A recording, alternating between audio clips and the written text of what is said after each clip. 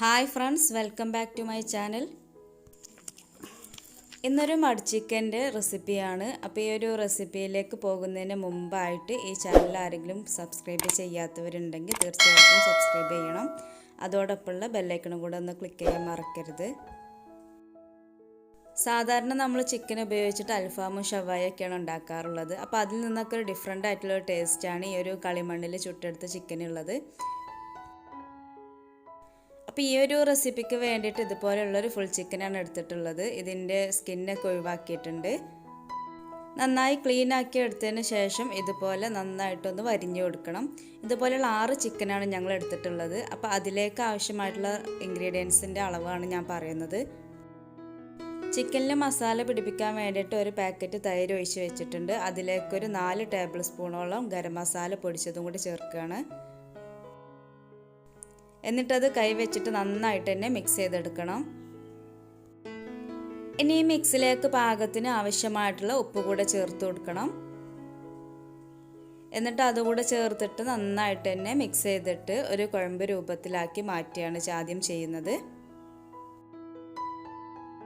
ഇനി ഇതിലേക്ക് ഓരോ ചിക്കൻ ഇട്ടിട്ടും ആ ചിക്കൻ്റെ എല്ലാ ഭാഗത്തേക്കും ഈ ഒരു മിക്സ് ആകുന്ന രീതിയിലൊന്ന് തേച്ച് പിടിപ്പിക്കുകയാണ്. ഇതുപോലെ 6 ചിക്കനും ഒരുപോലെ തന്നെ ഒരു പാത്രത്തിലാക്കിയിട്ട് തേച്ച് പിടിപ്പിക്കുന്നുണ്ട്. ഇങ്ങനെ ചിക്കനിലെല്ലാം തേച്ച് പിടിപ്പിച്ചിട്ട് ഒരു അരമണിക്കൂർ അല്ലെങ്കിൽ 3/4 മണിക്കൂറൊക്കെ ഒന്ന് റെസ്റ്റ് ചെയ്യാൻ വേണ്ടിയിട്ട് വെക്കണം. അപ്പോൾ ഈ സമയം കൊണ്ട് നമുക്കൊരു അരപ്പ് തയ്യാറാക്കാനുണ്ട്. അതിന് വേണ്ടിയിട്ട് 4 തക്കാളിയും 3 വലിയ ഉള്ളിയും ഒരു 3 കഷ്ണം വലിയ ഇഞ്ചിയും പിന്നെ ഒരു 10ഓളം പച്ചമുളക് പിന്നെ ഒരു പിടി സാധാരണ വെളുത്തുള്ളിയുമാണ് എടുത്തിട്ടുള്ളത്. ഇതൊക്കെ അരച്ചെടുക്കാൻ വേണ്ടിയിട്ട് വെള്ളമൊന്നും ഒഴിക്കേണ്ട ആവശ്യമില്ല. അപ്പോൾ ഇതൊക്കെ അരച്ചെടുത്തിട്ടുണ്ട്. ഇനി ഇതൊരു ഡബറയിലേക്ക് മാറ്റിയാണ്.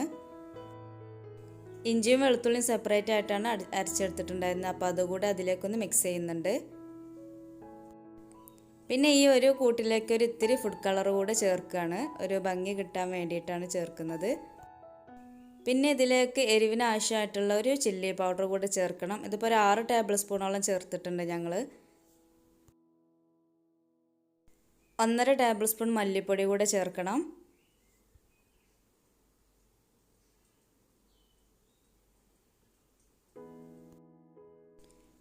3 ടേബിൾ സ്പൂണോളം മഞ്ഞൾപ്പൊടി കൂടെ ചേർക്കണം. അതോടൊപ്പം തന്നെ അതിലേക്ക് പെപ്പർ പൗഡർ കൂടെ ചേർക്കേണ്ടതാണ്.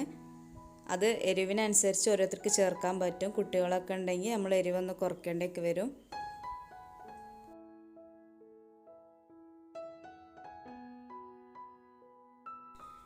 ഇനി ഇതിലേക്ക് ഒരു 2 ചെറുനാരങ്ങയുടെ നീര് കൂടി ഒന്ന് പിഴിഞ്ഞൊഴിക്കണം. എന്നിട്ട് നമ്മൾ ഇതൊക്കെ ഒന്ന് മിക്സ് ചെയ്ത് നോക്കിയിട്ട് ഇതിൽ ഉപ്പൊക്കെ ഒന്ന് പാകമാക്കിയിട്ട് ലെവലാക്കി വെക്കുക.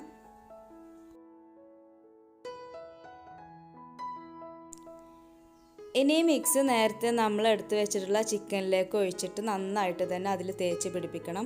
അപ്പോൾ ഓരോ ചിക്കനും എടുത്തിട്ട് അതിൻ്റെ ഉള്ളും പുറമൊക്കെ നന്നായിട്ട് തന്നെ തേച്ച് പിടിപ്പിക്കണം.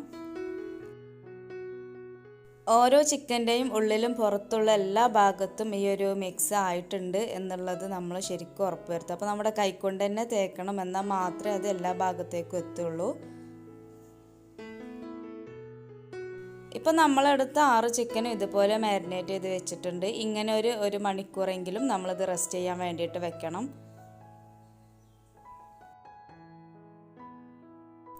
അപ്പോൾ ഈ ഒരു റെസ്റ്റിംഗ് പീരീഡ് കൊണ്ട് നമുക്ക് ആവശ്യമായിട്ടുള്ള വാഴയുടെ ഇലയൊക്കെ വെട്ടിയെടുക്കുകയാണ്. അപ്പോൾ ഈ 6 ചിക്കന് വേണ്ടിയിട്ട് 6 ഇലയാണ് വെട്ടിയെടുക്കുന്നത്. എന്നിട്ട് ഇത് 6ഉം നമ്മൾ വാട്ടിയെടുത്തിട്ട് വേണം ഉപയോഗിക്കാൻ വേണ്ടിയിട്ട്.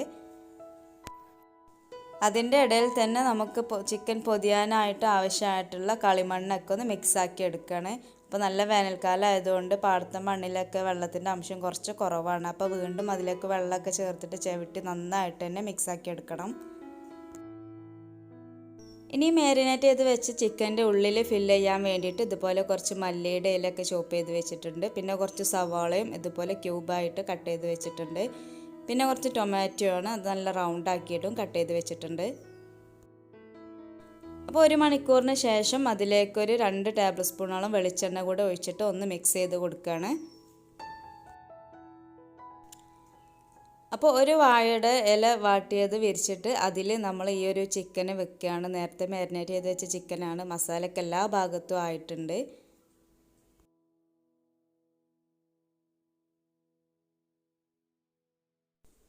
ഇനി അതിൻ്റെ ഉള്ളിലേക്ക് നമ്മൾ നേരത്തെ കട്ട് ചെയ്ത് വെച്ചിട്ടുണ്ടായിരുന്ന 2 തക്കാളിയുടെ പീസും പിന്നെ കുറച്ച് സവാളയുടെ പീസും അതോടൊപ്പം തന്നെ കുറച്ച് മല്ലിയിലയും കൂടെ ഇട്ടിട്ട് ഫില്ല് ചെയ്ത് കൊടുക്കുന്നുണ്ട്.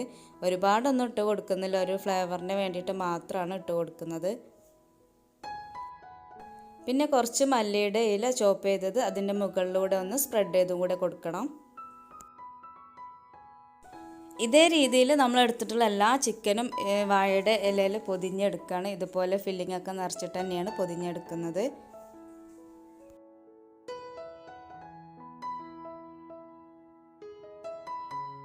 ഈ ചിക്കൻ്റെ 2 ലെഗ് പീസും ഒന്ന് അടുക്കി വെച്ചിട്ടാണ് വാഴയുടെ ഇല നമ്മൾ പൊതിഞ്ഞെടുക്കേണ്ടത്. അപ്പോൾ മാത്രം നല്ല വൃത്തിയായിട്ട് അത് പൊതിഞ്ഞെടുക്കാൻ വേണ്ടി നമുക്ക് സാധിക്കുള്ളൂ.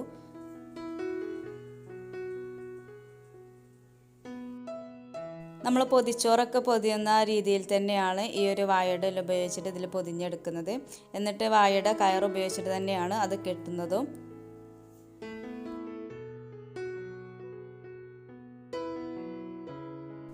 ഇനി ഈ പൊതിഞ്ഞ ചിക്കൻ്റെ മുകളിലായിട്ട് വീണ്ടും അലുമിനിയം ഫോയിൽ ഉപയോഗിച്ചിട്ട് നന്നായിട്ട് ഒന്ന് ചുറ്റി കൊടുക്കണം.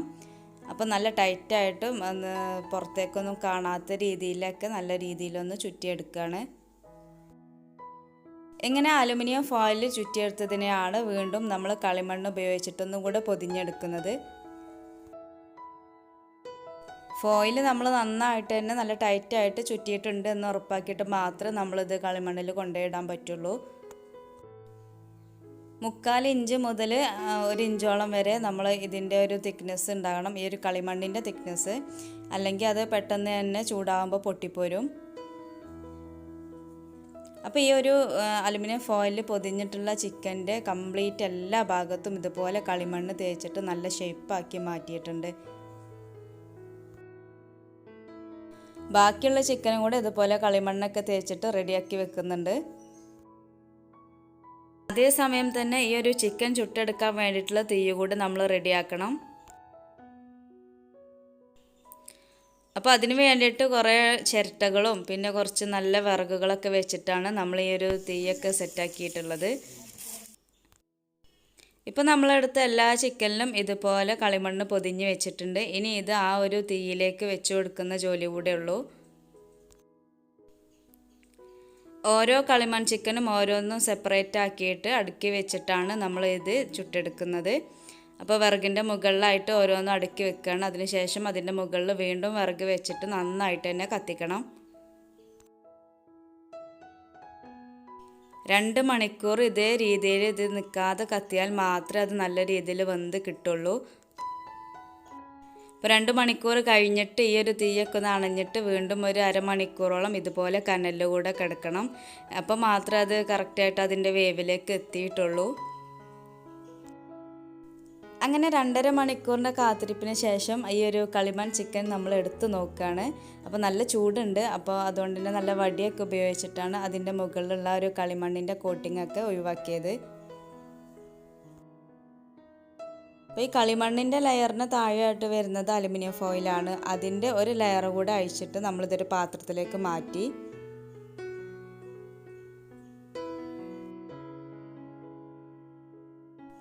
ഇത് അഴിക്കുന്ന സമയത്ത് തന്നെ നല്ലൊരു സ്മെല്ലൊക്കെ വരുന്നുണ്ട് കേട്ടോ. നല്ലൊരു ഫ്ലേവറിലുള്ളൊരു സ്മെല്ലൊക്കെ വരുന്നുണ്ട്.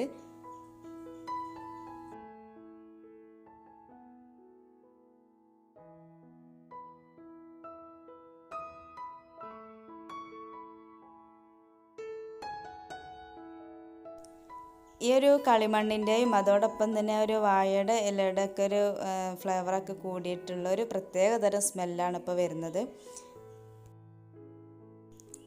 ഇപ്പോൾ ഇത് നന്നായിട്ട് വെന്തിട്ടുമുണ്ട്. അപ്പോൾ നല്ല ചൂടോട് കൂടി കഴിക്കാനൊക്കെ നല്ല ടേസ്റ്റി ആയിരിക്കും. മുകളിൽ നേരത്തെ സ്പ്രെഡ് ചെയ്ത് വെച്ചിട്ടുണ്ടായിരുന്ന ആ ഒരു മല്ലിയിലൊക്കെ ഒരു മസാലയിൽ കൂടി ഇണങ്ങിയിട്ട് നന്നായിട്ട് വെന്തിട്ടുണ്ട്. അപ്പോൾ അതിൻ്റെ ഒരു ഫ്ലേവറൊക്കെ കൂടി കലർന്നിട്ടുള്ള ഒരു ടേസ്റ്റാണ് ഇതിനുള്ളത്. വളരെ ഡിഫറെൻ്റ് ആയിട്ടുള്ളൊരു ഐറ്റം തന്നെയാണ്. നമ്മളൊരു സാധാരണ ബ്രോസ്റ്റഡ് ചിക്കനോ അല്ലെങ്കിൽ ഷവായൊക്കെ ഉണ്ടാക്കുന്നതിന് പകരം ഇതുപോലെ ഒന്ന് ഉണ്ടാക്കി നോക്കിയാൽ തീർച്ചയായിട്ടും നിങ്ങൾക്കത് ഇഷ്ടമാവും. നല്ല ടേസ്റ്റുള്ളൊരു ഐറ്റം തന്നെയാണ്. അപ്പോൾ നിങ്ങളെല്ലാവരും അതൊന്ന് ട്രൈ ചെയ്ത് നോക്കണം. അതോടൊപ്പം തന്നെ ചാനൽ സബ്സ്ക്രൈബ് ചെയ്യാനും മറക്കരുത്. അപ്പോൾ ലോക്ക്ഡൗൺ ഒക്കെ ആയിട്ട് വെറുതെ വീട്ടിലിരിക്കുന്ന സമയത്ത് ഇതുപോലെയൊക്കെ ഒന്ന് വീട്ടിലുള്ളവരൊക്കെ ഒന്ന് കൂടി ചേർന്നിട്ടൊന്ന് ഉണ്ടാക്കി നോക്കുക. തീർച്ചയായിട്ടും നിങ്ങൾക്ക് ഇഷ്ടപ്പെടും. ഈ വീഡിയോ നിങ്ങൾക്ക് ഇഷ്ടമായാൽ നിങ്ങൾ ലൈക്ക് ചെയ്യാനും അതോടൊപ്പം തന്നെ ഷെയർ ചെയ്യാനും മറക്കരുത്. ചാനൽ സബ്സ്ക്രൈബ് ചെയ്യാത്തവർ തീർച്ചയായിട്ടും സബ്സ്ക്രൈബ് ചെയ്യണം. വീണ്ടും നല്ലൊരു വീഡിയോ ആയിട്ട് വരും. അതുവരേക്കും താങ്ക്